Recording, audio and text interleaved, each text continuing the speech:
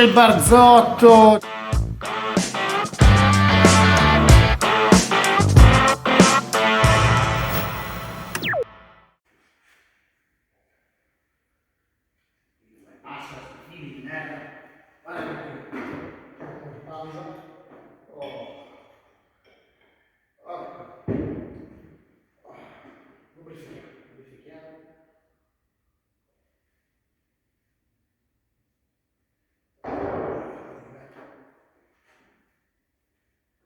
Buongiorno, amici del Barzotto, guarda quanto siete lì.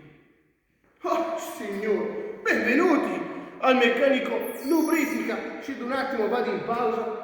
Oh, guardate, una giornata, che giornata. Da stamattina che litigo con l'impiegata che vuole l'aumento. Ma una capra come quella, una capra non è neanche capace di fare le fatture. Tocca andare lì a me a schisciare quanti sporchi, a schisciare in ufficio. Si lamenta perché l'ho messa a pane e acqua.